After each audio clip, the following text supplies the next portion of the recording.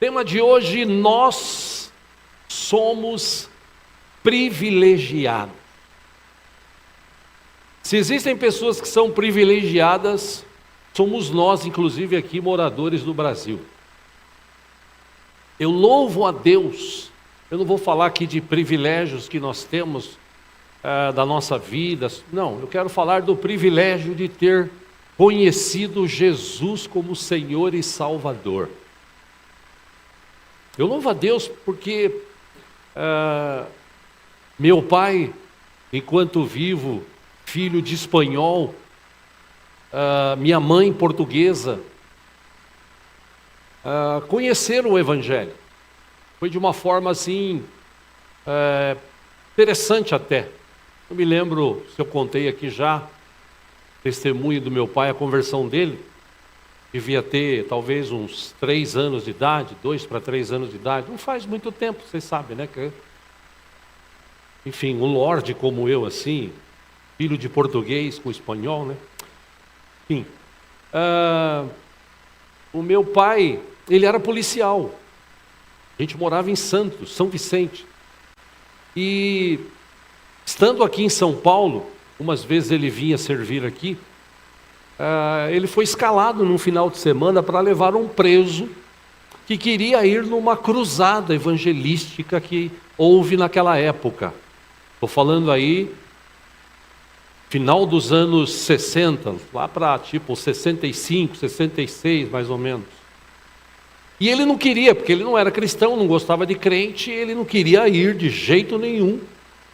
E o capitão dele quadrou e falou: você tem que ir. Ele falou: não, eu não vou, eu não quero, tenho mais o que fazer, ficar sendo babá de preso. Não, você tem que ir, você está escalado, se você não for, você já viu. Ele, meio indignado, isso foi num domingo, ele veio para São Paulo e levou o cara algemado. Tinha uma multidão, foi ali no centro, né, abaixo do viaduto do Chá, se eu não me engano. Havia uma cruzada evangelística, tinha uma missionária americana que estava ali.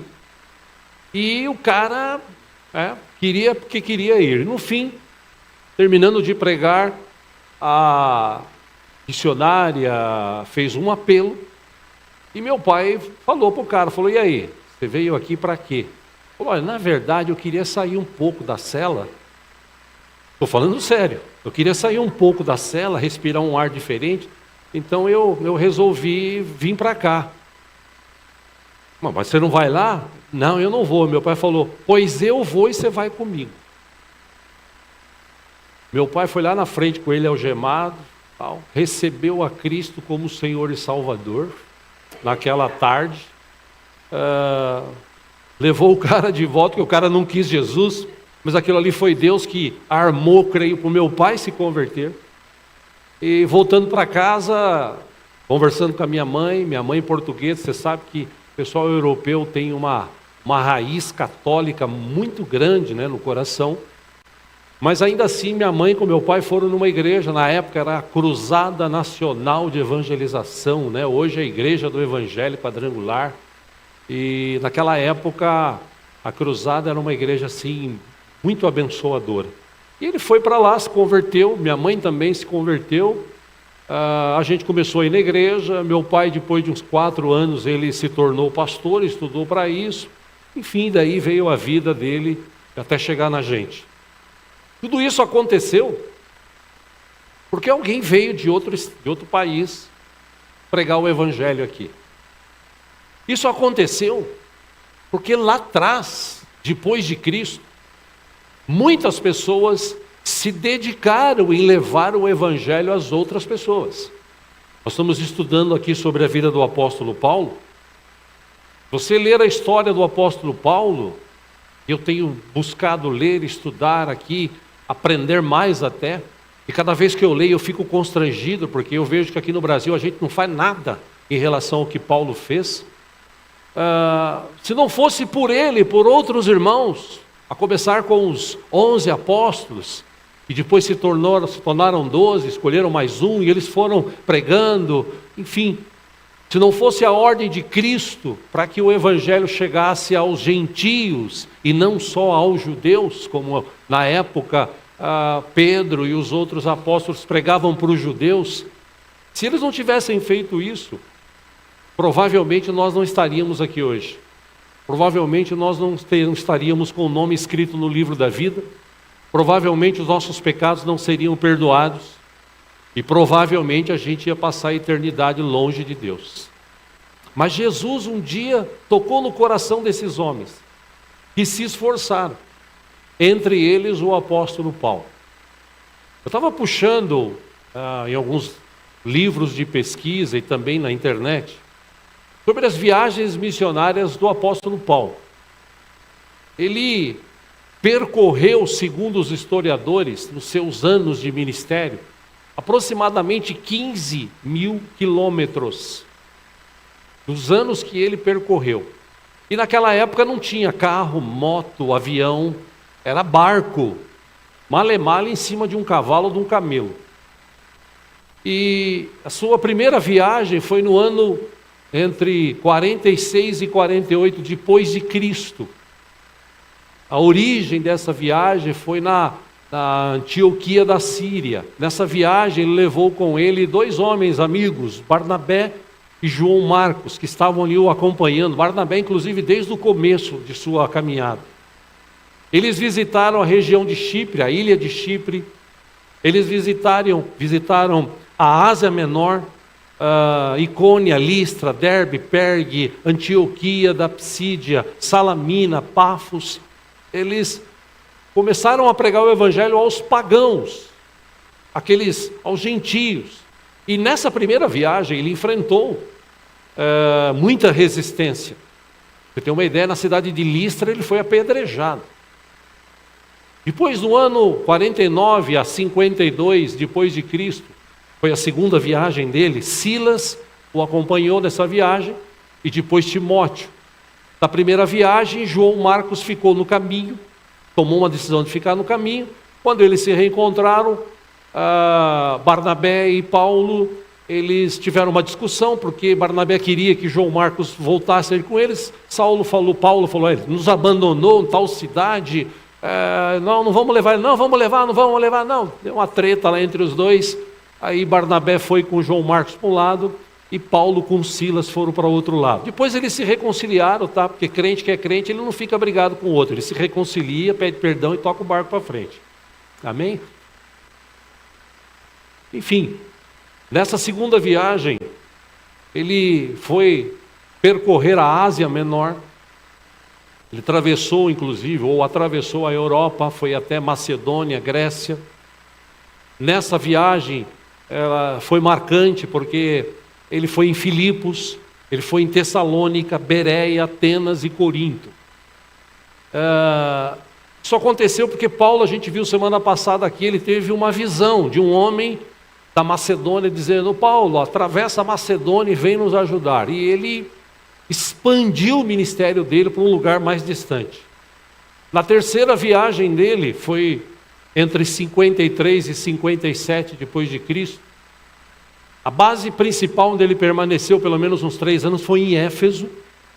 E ali ele viajou de novo pela Macedônia, por parte ali da Europa, da Grécia. Ele foi nessa viagem consolidar as igrejas, os grupos que tinham sido abertos, pessoas que foram deixadas para cuidar das igrejas. Nessas viagens, Paulo ele escreveu algumas cartas. Dizem os historiadores que a primeira carta que Paulo escreveu foi aos Gálatas. Alguns pesquisadores colocam 1 Tessalonicenses como a primeira carta escrita por Paulo numa de suas viagens. Depois veio o 1º ou 2 Tessalonicenses, 1 Coríntios, 2 Coríntios e Romanos. Da prisão, quando ele estava preso, ele escreveu algumas cartas também. Ele era questionado sobre, escuta, o que devemos fazer? Está acontecendo isso aqui na igreja? Qual é o seu conselho? Tal. Ele escreveu da prisão a carta aos Filipenses, aos Efésios, aos Colossenses e Filemão. E por último, no fim da vida dele, tinha as chamadas cartas pastorais que ele escreveu. 1 Timóteo, Tito e 2 Timóteo. 2 Timóteo foi escrito entre 63 e 67 depois de Cristo. 66, desculpe, e 67 depois de Cristo. Ou seja, Paulo foi um dos homens, grandes homens, que no passado entendeu o chamado de Cristo e levou o evangelho à frente. Tem um texto que nós já lemos aqui, acho que no primeiro domingo, vou só lembrar dele, está aqui no telão, acompanhe, Atos capítulo 9, versículo 11, fala da conversão dele, como é que tudo aconteceu. A gente viu aqui, ele viu uma luz no meio do caminho, aquela luz o cegou, ele não sabia o que fazia, ele ouviu a voz de Cristo dizendo, escuta Paulo, ou Saulo, por que você está me perseguindo? E ele fala, quem és tu, Senhor, mestre? Ele fala, eu sou Jesus que você está perseguindo. E Jesus disse, vai então à cidade ali, e o texto diz aqui, o Senhor lhe disse, vá à casa de Judas, na rua chamada direita, e pergunte por um homem de Tarso chamado Saulo. Ele está orando. Aqui Jesus já estava falando para Ananias. Versículo 12, numa visão viu um homem chamado Ananias chegar e impor-lhe as mãos para que voltasse a ver. Versículo 13, respondeu Ananias, Senhor, tenho ouvido muita coisa a respeito desse homem e de todo o mal que ele tem feito aos teus santos em Jerusalém. Versículo 14, ele chegou aqui com a autorização dos chefes dos sacerdotes para prender todos os que invocam o teu nome. 15, mas o Senhor disse a Ananias, olha que interessante, vá, este homem é meu instrumento escolhido para levar o meu nome perante os gentios, inclusive somos nós. Gentio é todo aquele que não é judeu. E seus reis, e perante o povo de Israel. Por último, 16, Jesus disse para Ananias, mostrarei a ele o quanto deve sofrer pelo meu nome. Dali para frente dessa conversão, alguns ficaram duvidosos. Eu falei aqui, repito, Barnabé foi o cara que introduziu Paulo, porque ele já o conhecia de outras ocasiões. Falou com Pedro, que era o apóstolo, que comandava com os outros, sobre dar uma oportunidade para Paulo, que ele realmente tinha se convertido, ele se converteu. Dali para frente ele passou alguns anos ali, estudando, aprendendo, vendo o jeito, até que um belo dia ele é enviado para falar do Evangelho. Aí eu quero ler com você que trouxe a Bíblia, Atos capítulo 13 agora. Ele começou a visitar algumas cidades. Interessante que na primeira viagem assim que ele foi visitando cidades, conhecendo, falando de Jesus, Atos capítulo 13, versículo 13 agora, diz que de Pafos, já vou lendo aqui para a gente ganhar tempo, Paulo e seus companheiros navegaram para Perge, na Panfilha. João os deixou ali e voltou para Jerusalém. Versículo 14, de Pergue, prosseguiram até Antioquia de Pisídia. No sábado, entraram na sinagoga e se assentaram. Olha que interessante. Depois da leitura, versículo 15, da lei dos profetas, que era um hábito deles, eles se reuniam, cantavam 1, 2 louvores e liam os textos antigos. Depois da leitura e dos profetas, os chefes da sinagoga lhes mandaram dizer, irmãos, se vocês têm uma mensagem de encorajamento para o povo, falem. Versículo 16, pondo-se em pé, Paulo fez sinal com a mão e disse, israelitas e gentios que temem a Deus, ouçam-me. 17, o Deus do povo de Israel escolheu nossos antepassados e exaltou o povo durante a sua permanência no Egito. Com grande poder os fez sair daquele país. 18, e os aturou no deserto durante cerca de 40 anos. Versículo 19, ele destruiu 7 nações em Canaã e deu a terra delas como herança ao seu povo. Versículo 20, tudo isso levou cerca de 450 anos. Depois disso, ele lhes deu juízes até o tempo do profeta Samuel. 21, então o povo pediu um rei, e Deus lhes deu Saul, filho de Quis, da tribo de Benjamim, que reinou 40 anos. 22, depois de rejeitar Saul, levantou-lhes Davi como rei sobre quem testemunhou. Encontrei Davi, filho de Jessé, homem segundo o meu coração. Ele fará tudo o que for da minha vontade. 23, a descendência desse homem, Deus trouxe a Israel o Salvador Jesus, como prometeram. 24, antes da vinda de Jesus, João pregou um batismo de arrependimento para todo o povo de Israel. 25, quando estava completando sua carreira, João disse: quem vocês pensam que eu sou? Não sou quem vocês pensam, mas eis que vem depois de mim, aquele cujas sandálias não sou digno nem de desamarrar. 26, irmãos, filhos de Abraão e gentios que temem a Deus, a nós foi enviada esta mensagem de salvação. 27, o povo de Jerusalém e seus governantes não reconheceram Jesus, mas ao condená-lo, cumpriram as palavras dos profetas, que são lidas todos os sábados. 28, mesmo não achando motivo legal para uma sentença de morte, pediram a Pilatos que o mandassem executar. 29, tendo cumprido tudo o que estava escrito a respeito dele, tiraram-no do madeiro e o colocaram no sepulcro. Versículo 30, mas Deus o ressuscitou dos mortos, aleluia.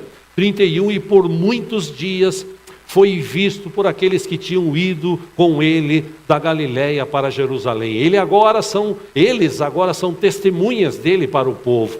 32, nós lhes anunciamos as boas novas. 2 pontos.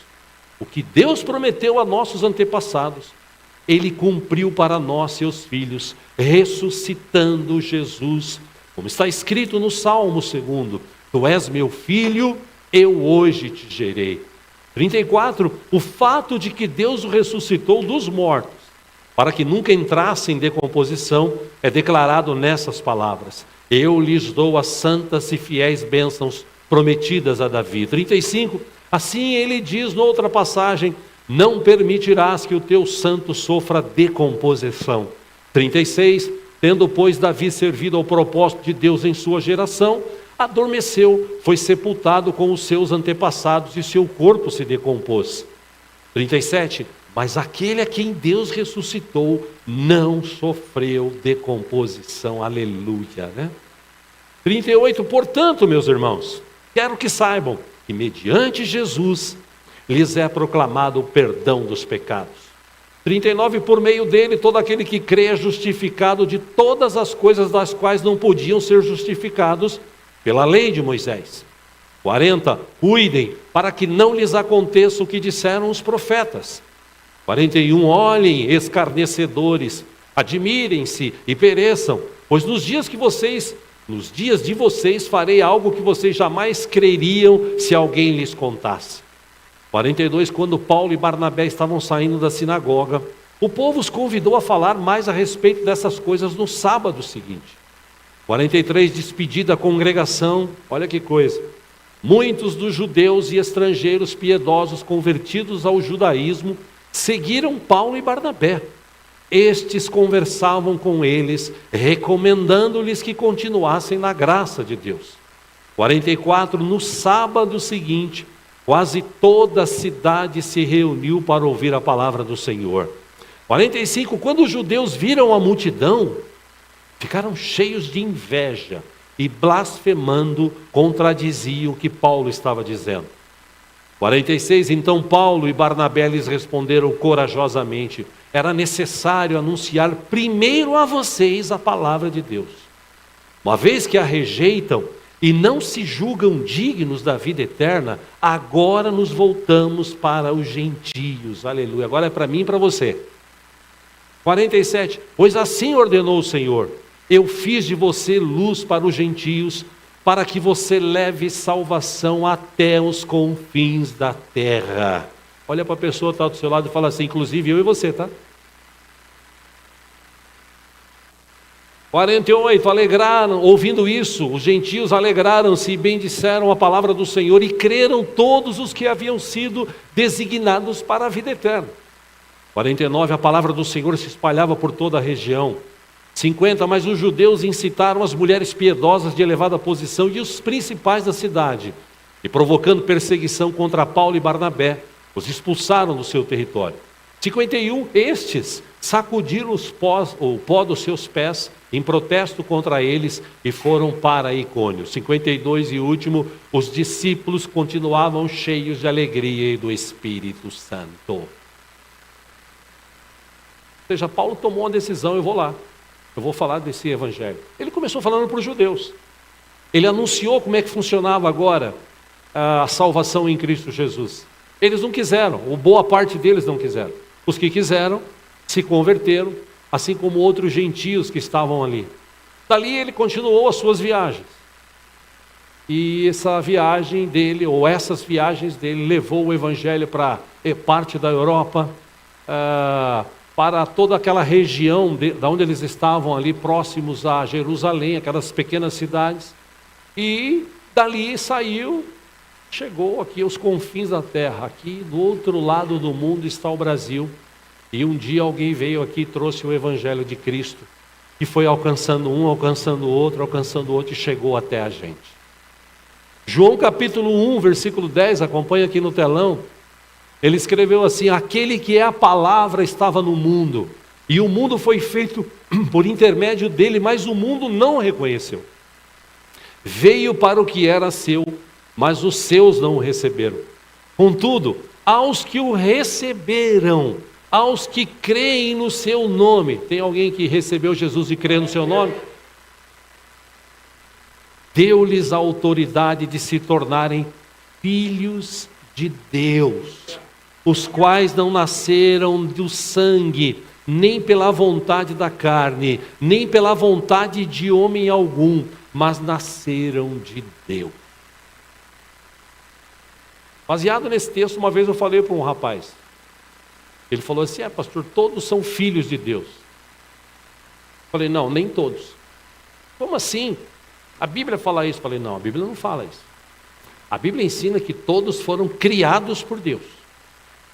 Filhos, só aqueles que têm Jesus como Senhor e Salvador. A Bíblia é clara nisso. Jesus era o unigênito, o único filho. Quando ele morreu e ressuscitou, ele se tornou o primogênito, o primeiro de todas as coisas. E depois dele, todos aqueles que o recebem como Senhor e Salvador, Deus os recebe como filhos.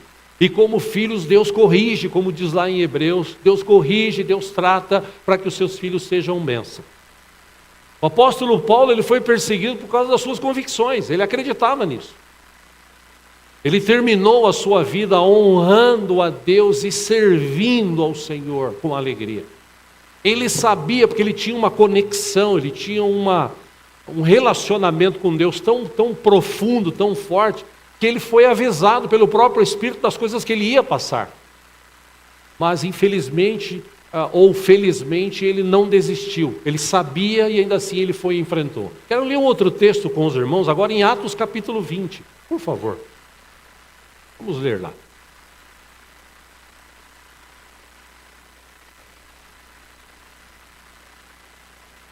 Atos capítulo 20. Dentre dessas viagens, a última que ele estava fazendo, de Mileto, capítulo 20, versículo 17. De Mileto, Paulo mandou chamar os presbíteros da igreja de Éfeso. Versículo 18, quando chegaram, ele lhes disse: vocês sabem como vivi todo o tempo em que estive com vocês, desde o primeiro dia que cheguei à província da Ásia. 19, servi ao Senhor com toda humildade, com lágrimas, sendo severamente provado pelas conspirações dos judeus. 20, vocês sabem que não deixei de pregar-lhes nada que fosse proveitoso, mas ensinei-lhes tudo publicamente e de casa em casa. Versículo 21, testifiquei tanto a judeus como a gregos, que eles precisam converter-se a Deus com arrependimento e fé em nosso Senhor Jesus. 22, agora, compelido pelo Espírito, estou indo para Jerusalém, sem saber o que me acontecerá ali.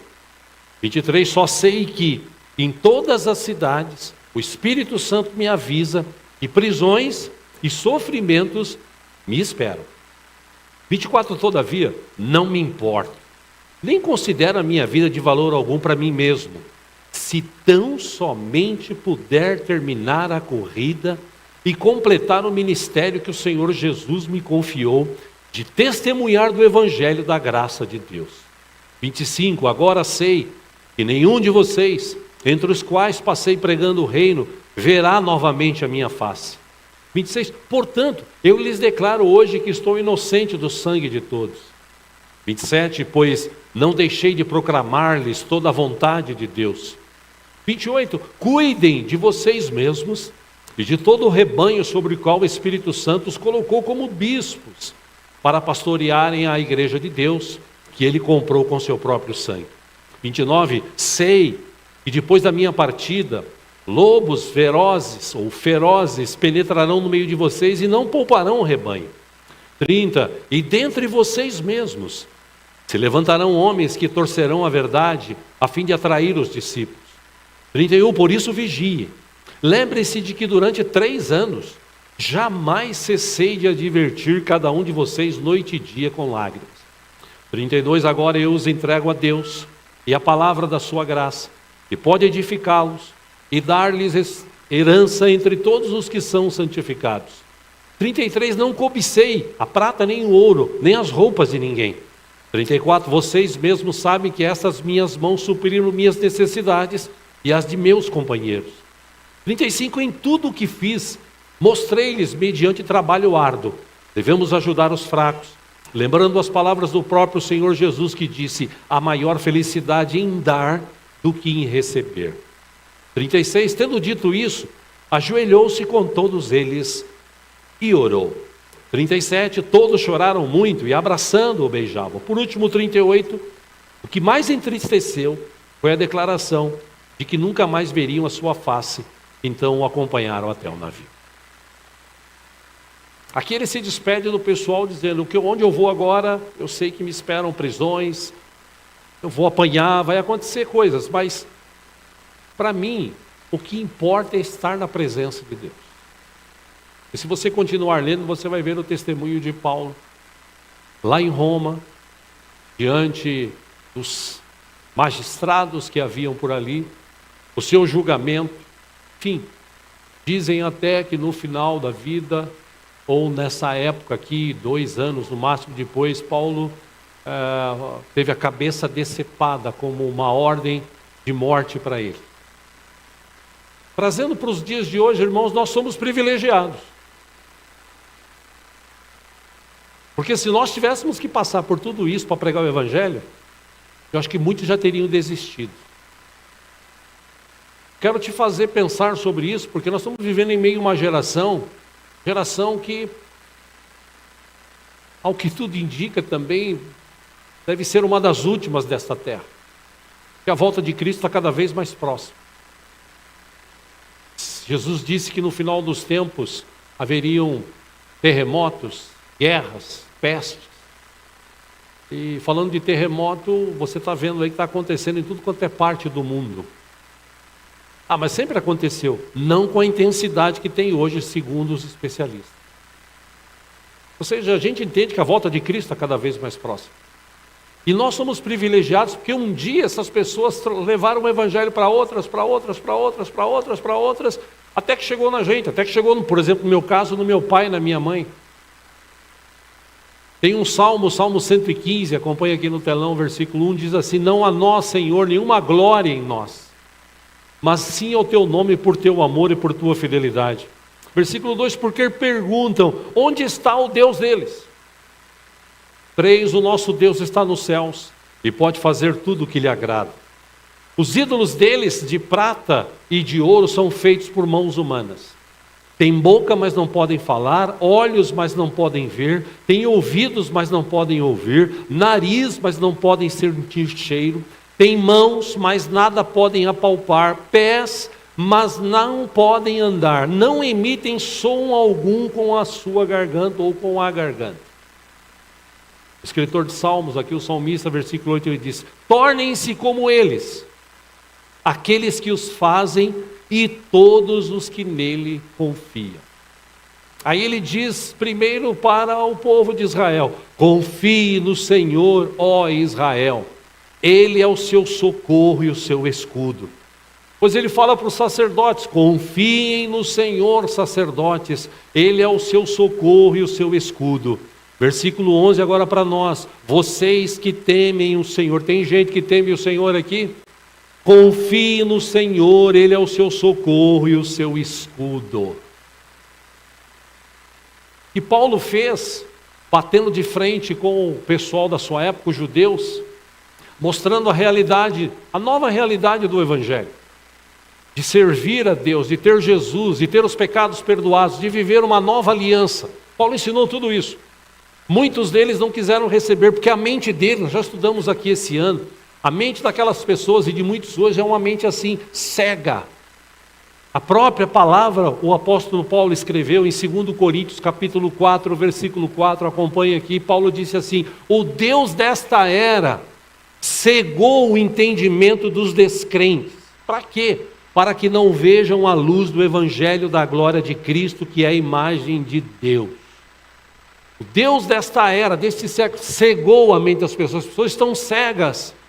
Por isso que o escritor do Salmo diz, aqueles que, e Paulo quis mostrar isso para aquelas pessoas que tinham os altares lá para vários deuses, e tinha um sem nada do Deus desconhecido. Ele falou: eu quero falar desse Deus desconhecido, vocês não conhecem, mas eu conheço esse Deus aí. Ele fez os céus, a terra, Ele formou o homem à sua imagem e semelhança, Ele enviou o seu Filho que morreu, mas Ele ressuscitou, Ele veio para trazer salvação, é Ele que cura, é Ele que salva, é Ele que liberta, é Ele que transforma. Esse Deus é vivo, Ele não precisa ser carregado, Ele não precisa ter imagem dEle, porque esse Deus é tão grande, que o universo todo não consegue conter a sua grandeza, porque Ele é um Deus vivo e poderoso. É esse Deus que eu sirvo, é esse Deus que eu confio. Depois de Ele ter falado tudo isso, amém.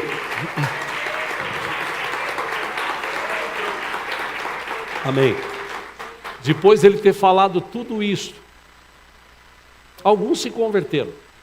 Eu quero servir esse Deus, outros não. Por isso que o salmista aqui, ele foi bem inteligente, sagaz na sua escrita. Porque ele disse: eu vou adorar uma imagem que, se ela, ou se ele, se essa imagem representa alguém diante de Deus, ou o próprio Deus, então ele não é Deus.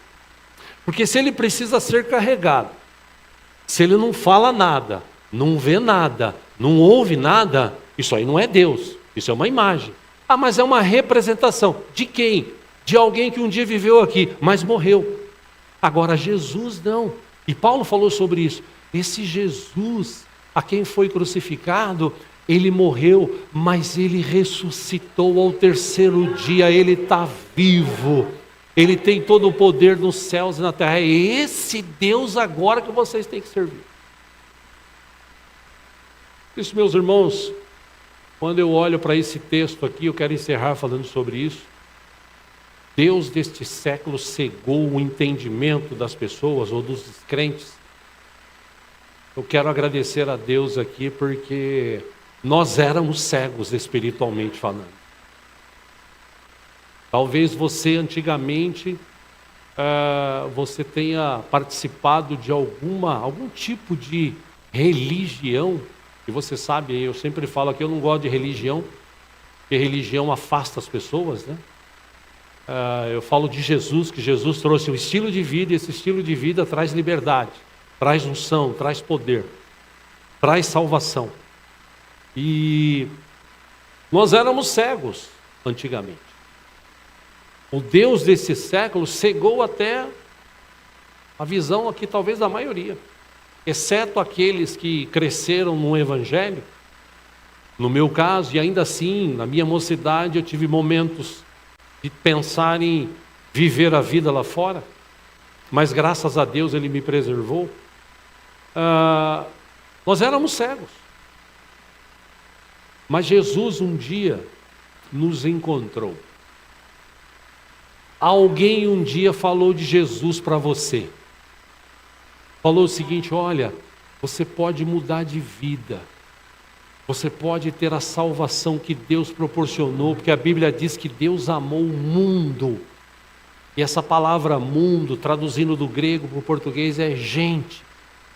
Deus amou gente, Deus amou pessoas, de tal maneira que enviou o seu único Filho, para que todo aquele que nele crer não pereça, mas tenha a vida eterna.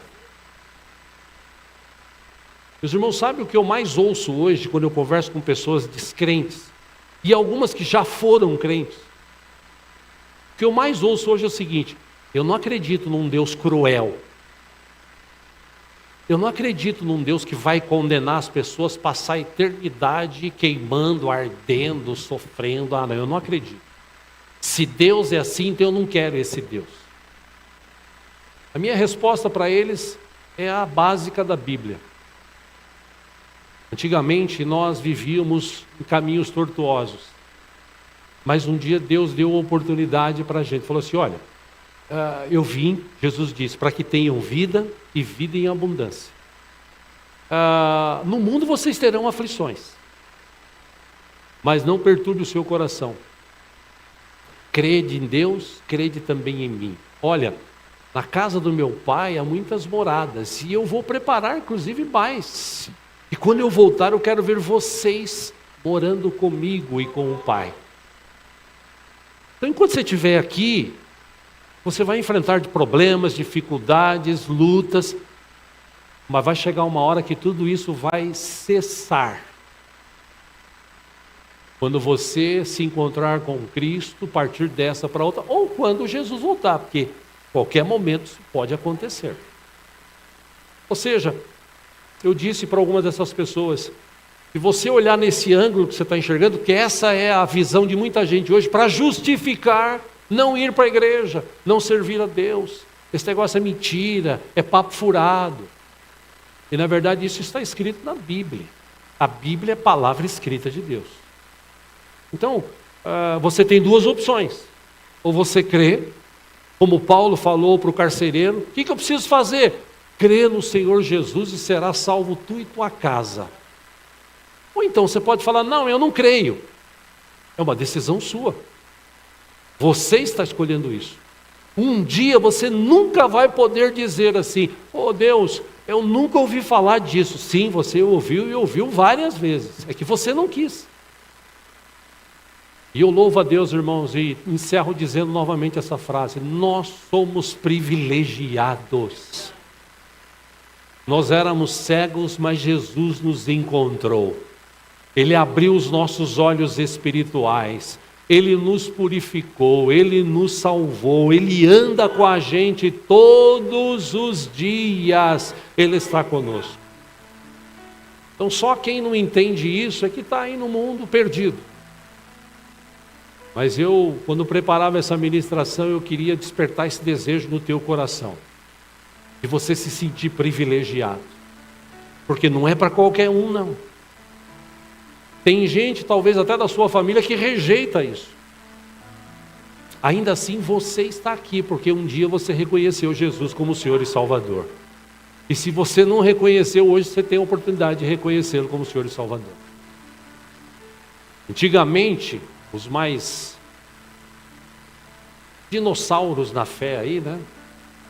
A gente cantava alguns hinos. Cantor cristão, harpa cristã,